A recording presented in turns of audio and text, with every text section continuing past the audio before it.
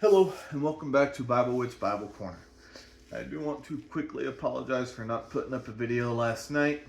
I was at a devotional, and it did involve two of my favorite things. The first being worshiping God, and the second being clinking some steel.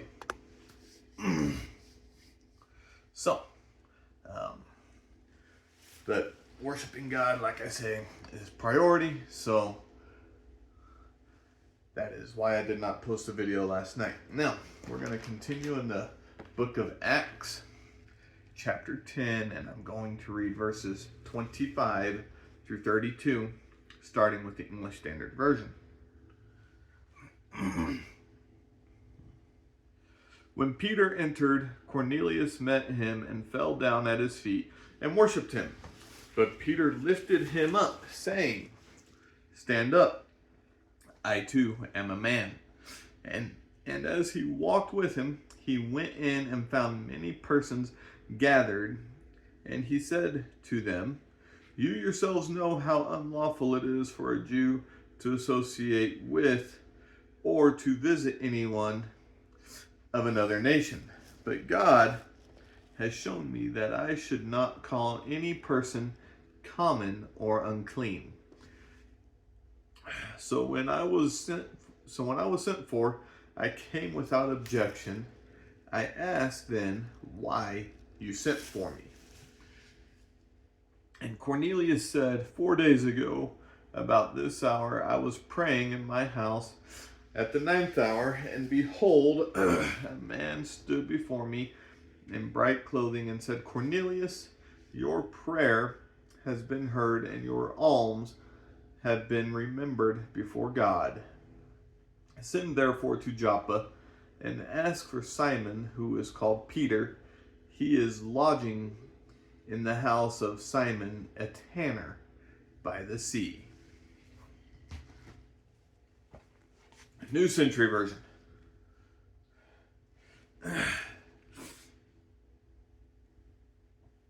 And when Peter entered, Cornelius met him and fell at his feet and worshipped him. But Peter helped him up, saying, "Stand up, I too am only a human."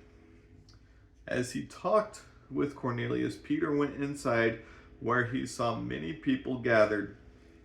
He said, "You people understand that it is against our law for Jewish people to associate with or visit with anyone who is not Jewish.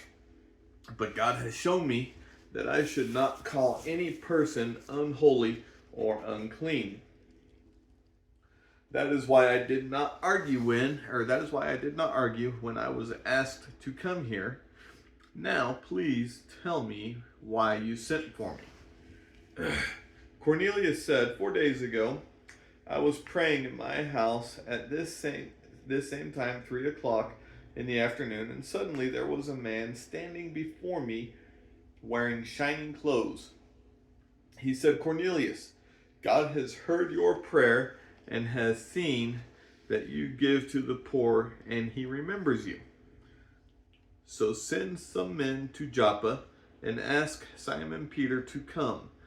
Peter is staying in the house of a man also named Simon, who is a tanner and has a house beside the sea." Okay. So with this passage here, we can kind of see that Peter got the general gist of his vision. God has made everything. There is nothing clean or unclean. God has made it all clean. God has made it all holy, whatever translation you use. Those are the two more common ones that I am aware of.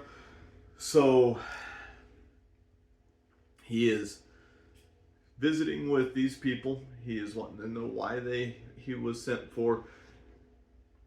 We're getting ready to hear another message from Peter. But we're also getting ready to see that Peter gets himself in trouble. And he gets caught. But we'll talk about that when that passage comes. Um, so when I read this passage here, one thing I think about is how often do I look at something, or even someone for that matter, and think, that is disgusting. That is ugly. That is, whatever term you want to use. Then I literally feel like I get hit by a ton of bricks because all of a sudden I realize, hey,